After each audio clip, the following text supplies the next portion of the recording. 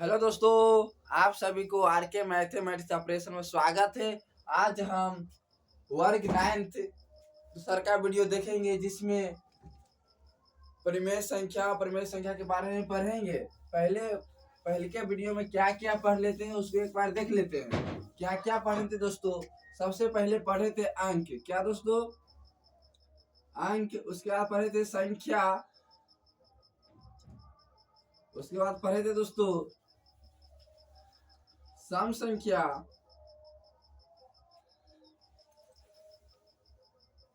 विषम संख्या, सम संख्या, विषम संख्या, प्राकृत संख्या,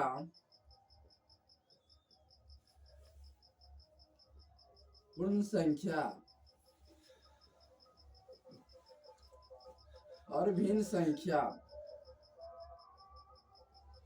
सभी के बारे में एक एक करके डिटेल से पढ़ लिए थे। आज इससे आगे चलते हैं और चिन्ह के बारे में भी देख लिए थे। तो आज इससे आगे चलते हैं पूर्णांक पर। कहाँ दोस्तों? पूर्णांक पर। पूर्णांक किससे कहते हैं? तो पूर्णांक किससे कहते हैं? तो पूर्णांक से पहले हम संख्या किससे कहते हैं? यानी एक अंक या एक से अधिक अंकों के मेल के समूह को क्या कहते हैं? संख्या कहते हैं। तो दोस्तों आप संख्या लाइन को समझते हैं। क्या दोस्तों? संख्या रेखा को। पहले संख्या रेखा को समझते हैं। संख्या रेखा को समझने के लिए दोस्तों हमें अच्छी तरह अंकों के ज्ञान होना चाहिए। यानी अंक शून्य से शुरुआत होता है। तो दोस्तों यहाँ हम शून्य दिए, इधर बाकी किधर होगा दोस्तों? इस साइड पॉजिटिव में होगा, इधर क्या होगा दोस्तों? नेगेटिव में होगा। दूसरी बात दोस्तों, इधर जो भी संख्या होगा, इधर जो भी संख्या होगा दोस्तों तो क्या होगा? आगे की ओर बढ़ता जाएगा। यानी 1 2 3 4 5 6 7 8 डॉट डॉट डॉट इंफिनिटी हो जाएगी। फिर इधर आएगा जो भी संख्या दोस्तों, तो उसके बाद क्या होगा? इधर घटता हुआ जाएगा, यानी माइनस में जाएगा। -1 -2 -3 -4 -5 -6 -7। तो अगर आपसे पूछे कि संख्या रेखा पर 7 कहाँ होगा, तो संख्या रेखा पर 7 कहाँ है? देखिए दोस्तों, संख्या रेखा है तो संख्या रेखा पर निरूपित 7 करना है, तो यहाँ है 7, यहाँ निरूपित कर ली। अगर आपसे पूछे कि आप संख्या रेखा पर निर्धारित कीजिए कि -5 कहाँ है, तो -5 कहाँ है दोस्तों? यहाँ है, -5 यहाँ हुआ। अगर आपसे पूछेगा दोस्तों संख्या रेखा पर अब निर्धारित करिए कि 4 किधर होगा, दोस्तों 4 इधर है। इसी प्रकार आप संख्या रेखा वो कोई भी संख्या को निर्धारित कर सकते हैं। संख्या रेखा समझ लिए, यानी अब संख्या रेखा से ही हम पूर्णांक को समझने का प्रयास करेंगे। इसी को यानी पूर्णांक कहते हैं। यानी देखिए दोस्तों, सभी क्या है? पूर्णांक है। सभी यानी इधर सभी क्या है? 0 1 2 3 4 5 6 डॉट डॉट को क्या कहते हैं? पूर्ण संख्या कहते हैं। यानी पूर्ण संख्या किससे कहते हैं दोस्तों? पूर्ण संख्या कहते हैं 0 1 2 3 4 5 6 डॉट डॉट क्या कहते हैं? पूर्ण संख्या। यानी प्राकृत के परिवार में अगर शून्य लगा दे तो उससे क्या कहेंगे? पूर्ण संख्या कहेंगे। क्या कहेंगे दोस्तों? प्राकृत के परिवार में अगर शून्य लगा तो उससे कहेंगे पूर्ण संख्या। तो पूर्णांक किससे कहेंगे? यानी क्या दोस्तों, इधर क्या है? पॉजिटिव है। इधर क्या है दोस्तों? पॉजिटिव है। इधर क्या है दोस्तों? नेगेटिव है। ये क्या है? शून्य है। यह याद अब रखना है, शून्य न धनात्मक होता है न ऋणात्मक होता है, न धनात्मक न ऋणात्मक होता है। शून्य न धनात्मक होता है न ऋणात्मक होता है। इधर पॉजिटिव में होता है, इधर नेगेटिव में होता है। जब हम इधर जाएंगे, 0 से इधर जाएंगे तो हमारा मान क्या होगा? बढ़ेगा, यानी बढ़ता है। जब हम इधर आएंगे 0 से इधर तो हमारा मान क्या होगा? घटेगा, यानी घटता है। समझे दोस्तों? देखिए, आप कहिएगा भाई जी तो -3 और -2, जो कि -2 से बाहर का है -3, ऐसा नहीं है। आप समझिए इसको विस्तार रूप से। -3 और -2, आप दो भाई है और आपके भाई पर 3 रुपया कर्जा है, आप पर 2 रुपया कर्जा है, तो आप बताइए सबसे ज्यादा कर्जा किस पर है? तो -3 पर। जिस पर ज्यादा कर्जा होता है वही गरीब होता है। तो आप बताइए सबसे ज्यादा कर्जा किस पर है? -3 वाला ज्यादा रुपया कर्जा लिया है, तो सबसे छोटा यही होगा ना, जिस पर ज्यादा कर्जा होगा वही गरीब होगा ना। तो समझ लीजिए दोस्तों इस चीज। दूसरी बात यह है कि दोस्तों पहले चीन यानी जिधर ही फैला होगा उधर का होगा बड़का होगा। क्या होगा दोस्तों? बड़का होगा। यानी जिधर क्या दोस्तों? जिधर फैला हो उधर का होगा दोस्तों? बड़ा होगा। यानी 0 के बाद -1 आया, यानी -1 से बढ़कर क्या है? 0 है। तो ये भी समझ लीजिए दोस्तों, संख्या रेखा को अच्छी तरह समझिए। 0 1 2 3 4 5 0 से बाकी इधर सभी क्या है दोस्तों? धनात्मक है। 0 से नहीं बाकी क्या है? ऋणात्मक है। ये समझ लिए तो पूर्णांक समझ लीजिए। समझ लिए तो आप यहाँ पर ध्यान दीजिए, पूर्णांक समझने के लिए सारा संख्या क्या है? पॉजिटिव में, ये क्या है? नेगेटिव में, और बीच में क्या है? 0 है। तो पूर्णांक हो गया। यानी सारा धनात्मक संख्या, यानी सभी धनात्मक संख्या और सभी ऋणात्मक संख्या एवं 0 के समूह को क्या कहते हैं? पूर्णांक कहते हैं। या तो यह परिभाषा बोलिए, नहीं तो दूसरा परिभाषा हो सकता है कि पूर्ण संख्या के परिवार में ऋणात्मक प्राकृत संख्या के समूह को क्या कहेंगे? पूर्णांक कहेंगे। यह भी परिभाषा हो सकता है। काहे कि 0 से लेके अनंत तक को तो भी पूर्ण संख्या कहते हैं ना। तो यानी पूर्ण संख्या और ऋणात्मक प्राकृत संख्या के समूह को क्या कहते हैं? पूर्णांक कहते हैं। या तो यह कहिए कि सभी धनात्मक संख्या और सभी ऋणात्मक संख्या एवं 0 के समूह को क्या कहते हैं? पूर्णांक कहते हैं। क्या कहते हैं दोस्तों? पूर्णांक कहते थे। लिखिए परिभाषा, सभी धनात्मक संख्या धनात्मक संख्या और सभी ऋणात्मक संख्या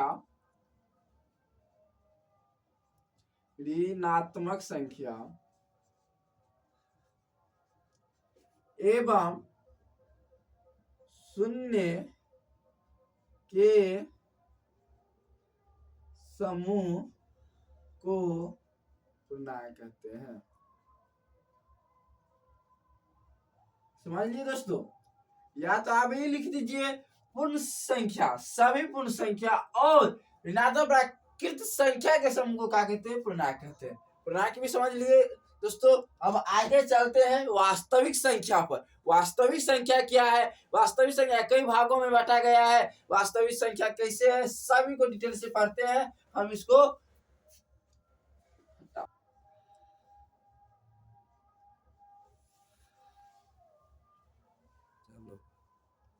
देखिए दोस्तों, अब वास्तविक संख्या जस्ट अभी पढ़े हैं पूर्णांक, अब जा रहे हैं वास्तविक संख्या पर। वास्तविक संख्या किसे कहते हैं? यानी वास्तविक संख्या 2 भागों में बांटा गया है। कई भागों में? 2 भागों में। पहले का भाग है परिमेय संख्या। क्या दोस्तों? पहले का भाग है परिमेय संख्या।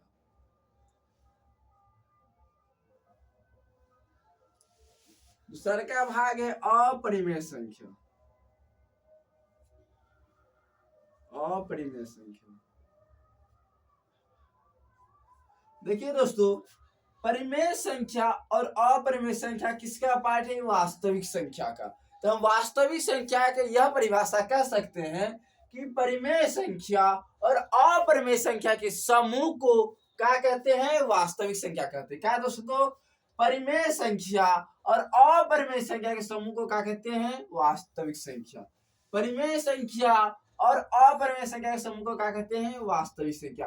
वास्तविक संख्या कई भागों में बांटा गया है, 2 भागों में बांटा गया है। पहले का भाग क्या है? परिमेय संख्या। दूसरा का भाग क्या है? अपरिमेय संख्या। अपरिमेय संख्या किससे कहते हैं और अपरिमेय संख्या किससे कहते हैं? देखिए दोस्तों, परिमेय संख्या किससे कहते हैं? यानी जिससे हम अंश बट्टा हर के रूप में यानी p बट्टा q के रूप में लिख देंगे उसे क्या कहेंगे? परिमेय संख्या। जिससे नहीं लिख पाएंगे उससे कहेंगे अपरिमेय संख्या। यानी वैसी संख्या जिसे p बट्टा q के रूप में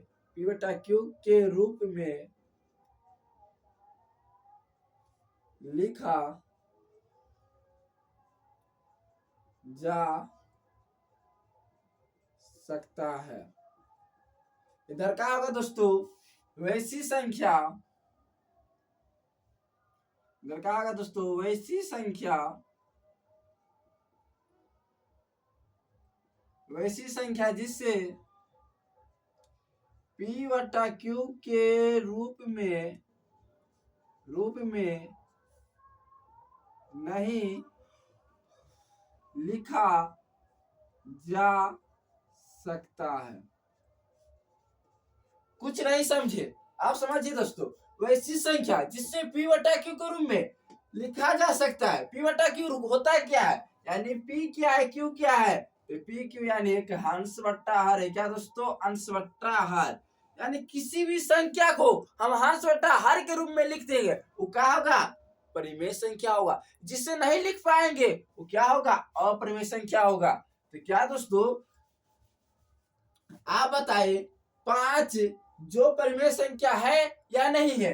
तो क्या 5 के नीचे 1 छुपा रहता है किसी भी संख्या के नीचे, यानी यह तो अंश बट्टा हर के रूप में है। जो अंश बट्टा हर के रूप में होगा, यानी जो P बटा Q के रूप में होगा, वो क्या होगा, वो परिमेय संख्या होगा। क्या होगा दोस्तों, परिमेय संख्या होगा। समझे दोस्तों। आप बताइए दोस्तों, क्या 9/2 यह परिमेय संख्या है, तो है। क्यों है, क्योंकि यह तो P बटा Q के रूप में है, यानी अंश बट्टा हर के रूप में है। क्या दोस्तों, अंश बट्टा हर के रूप में है। जो अंश बट्टा हर के रूप में होगा वह परिमेय संख्या होगा।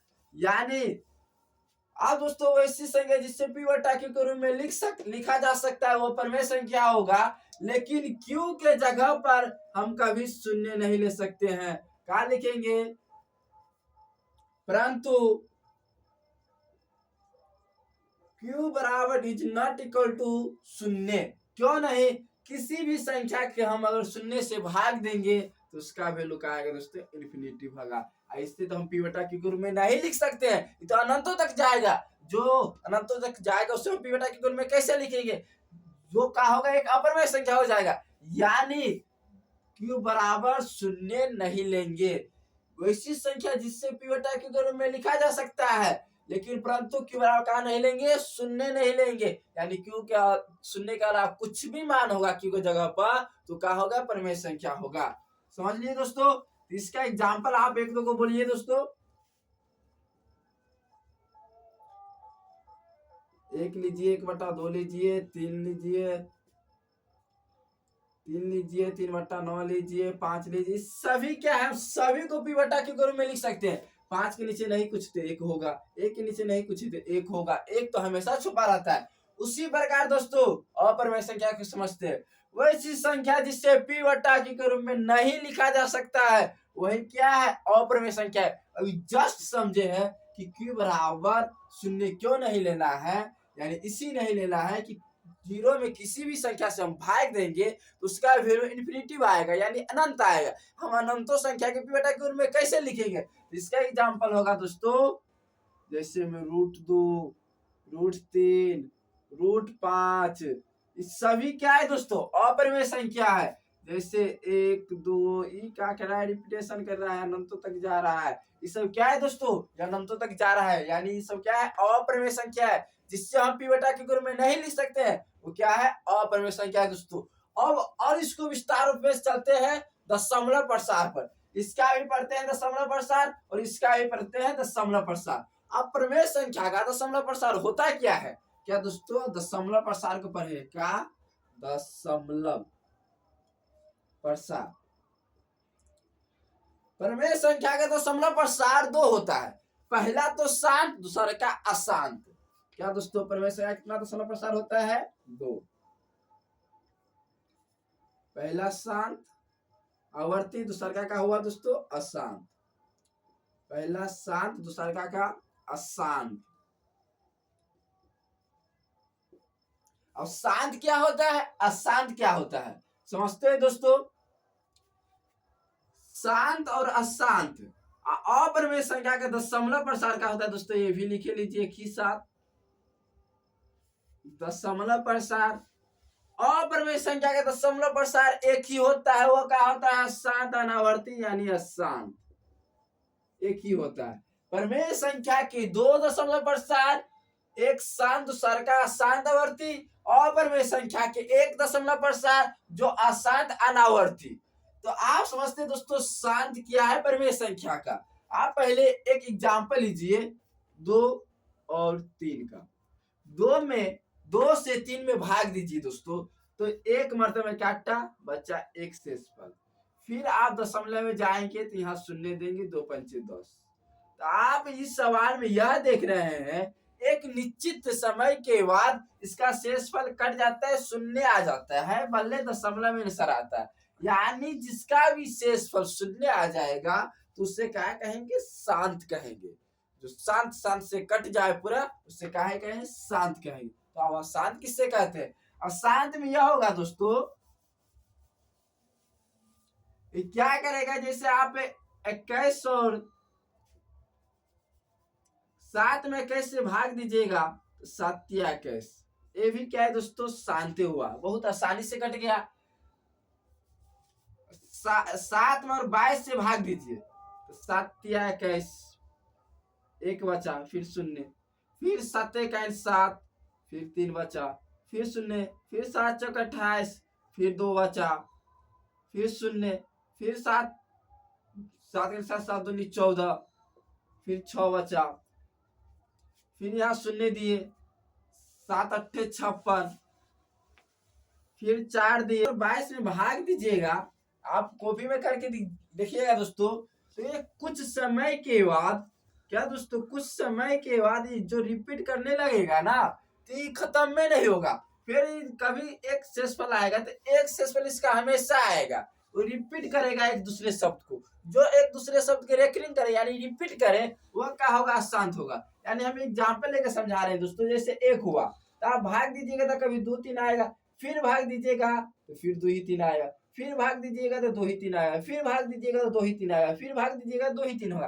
तो कह रहा है कि हम तो यही लाएंगे, आप जितना बार भाग दीजिएगा तो कभी 2 आएंगे कभी 3 आएंगे, इसके अलावा तो हम आपको अंक दे ही नहीं सकते। यानी आप परिमेय संख्या क्या है? अशांत है। यानी 1.2 पका लगा दे, रेकरिंग लगा दे यानी रिपीट लगा देते। उसी प्रकार दोस्तों अब अपरिमेय संख्या का अशांत समझते हैं।